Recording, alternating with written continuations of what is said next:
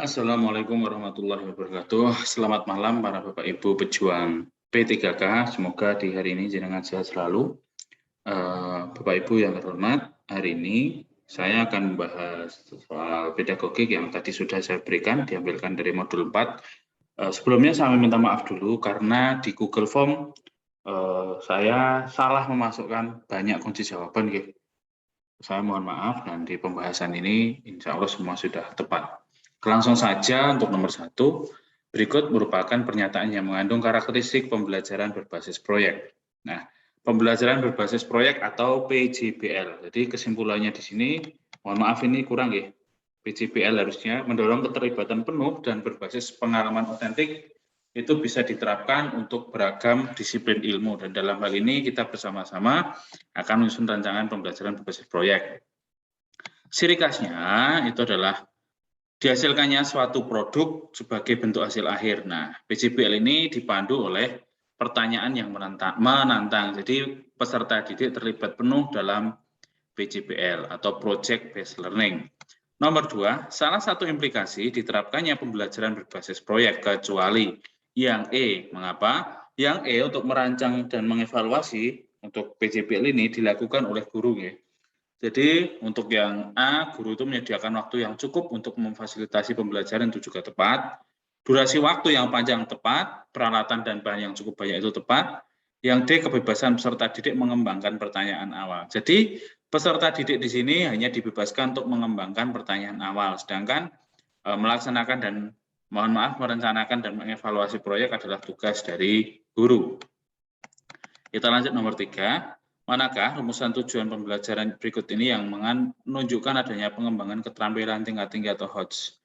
Nah, untuk yang A, mampu mengurutkan bukan yang tepat. B, mendemonstrasikan juga bukan merupakan yang tepat, bukan C4, C5, C6. Memodifikasi, nah ini mungkin juga bisa. Yang E, mendeskripsikan, ya mungkin juga bisa. Tapi yang tepat adalah yang C, mampu memadukan. Karena di sini sebelum memadukan, otomatis peserta didik itu sudah memahami benar setiap langkah. Jadi akhirnya dia bisa memadukan. Kita lanjut untuk nomor 4. Bu Weni, seorang guru tari, ingin mengenalkan tarian baru kepada peserta didiknya. Bu Weni menginginkan bahwa itu memiliki kemampuan memadukan unsur-unsur gerak tari Bali dan tari Jawa. Rumusan tujuan pembelajaran yang paling tepat adalah yang D, melalui demonstrasi oleh guru. Nah, jadi guru harus melakukan demonstrasi. Kalau yang A, melalui bacaan itu kurang tepat karena hanya melalui bacaan.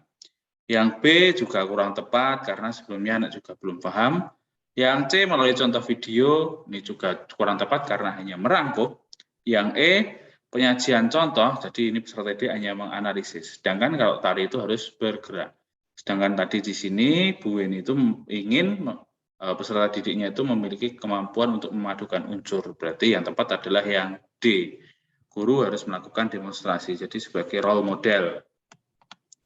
Nomor 5, fungsi dari pertanyaan menantang dalam pembelajaran berbasis proyek adalah, nah pembelajaran berbasis proyek ini dulu dikenalkan oleh John Dewey, memungkinkan peserta didik melakukan berbagai pilihan dalam proses pembelajaran.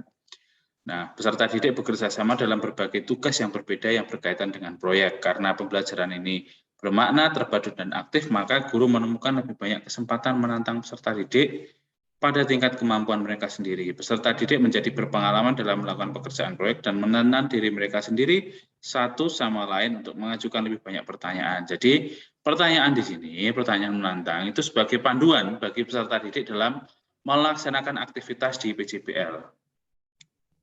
Nomor 6, Pak Budi menyusun buku panduan agar peserta didik dapat mengikuti langkah-langkah dalam buku panduan.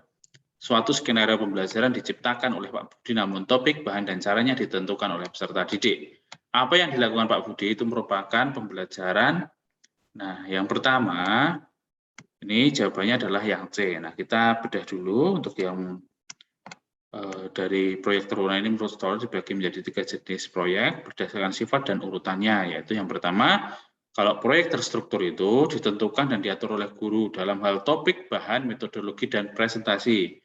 Yang kedua, proyek tidak terstruktur itu didefinisikan terutama oleh siswa itu sendiri. Yang ketiga adalah proyek semi terstruktur yang didefinisikan dan diatur sebagian oleh guru dan sebagian juga oleh siswa atau peserta didik. Nomor 7, salah satu ciri pembelajaran berbasis proyek adalah dihasilkannya suatu produk akhir. Pernyataan berikut yang paling sesuai terkait produk dari pembelajaran berbasis proyek adalah yang C. Nah, hasil produk akhir itu bisa berwujud nyata seperti benda-benda, benda ukir, patung, asbak, dan lain-lain. Kalau dan juga dapat berwujud non-tangible atau intangible, seperti contohnya adalah harga, desain, kualitas, kehandalan, kenyamanan, merek, kepuasan, rasa persahabatan, sopan santun, pelayanan, ramah tamah, dan lain sebagainya. Nomor 8, berikut ini keunggulan pembelajaran berbasis proyek kecuali. Nah, karena kecuali, jadi yang E. E ini adalah kelemahan dari pembelajaran berbasis proyek, sedangkan A, B, C, D ini adalah keunggulan dari pembelajaran berbasis proyek. Yang A, melatih kemampuan pemecahan masalah juga merangsang kognitif anak. Yang B juga memecahkan problem yang kompleks, juga kolaborasi, juga kerjasama. Yang D, mendorong keterampilan untuk berkomunikasi satu sama lain. Nomor 9, pembelajaran berbasis proyek yang sudah berjalan perlu dikembangkan strateginya agar menjadi lebih efektif dan efisien. Salah satu cara yang bisa dilakukan adalah mengevaluasi pengalaman. Jadi antara peserta didik dan guru sama-sama mengevaluasi pengalamannya agar nanti bisa diterapkan strategi yang lebih baik untuk mengembangkan pembelajaran berbasis proyek ini. Nomor 10, hal yang perlu diperhatikan dalam penilaian pembelajaran berbasis proyek adalah yang B, keaslian, relevansi mata pelajaran, dan kemampuan pengelolaan. Jadi ada 3 yang perlu dipertimbangkan. Kemampuan pengelolaan, jadi kemampuan peserta didik dalam memilih topik, mencari informasi, dan mengelola waktu, pengumpulan data, serta penulisan laporan. Yang kedua adalah relevansi, itu sesuai dengan mata pelajaran dengan mempertimbangkan tahap pengetahuan, pemahaman, dan keterampilan dalam pembelajaran.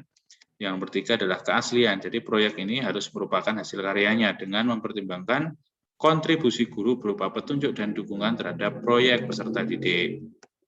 Nah, demikian untuk pembahasan materi TWK pada malam hari ini. Sekali lagi saya mohon maaf atas kelalaian saya dalam menuliskan kunci jawaban. Jadi tadi ada beberapa kunci jawaban yang sudah saya ubah dengan jawaban ini. Terima kasih, mohon maaf jika ada banyak kesalahan. Semoga Bapak Ibu semua lulus tes seleksi tahap 1 ini. Amin, amin, ya Rabbal Alamin. Demikian, wassalamualaikum warahmatullahi wabarakatuh.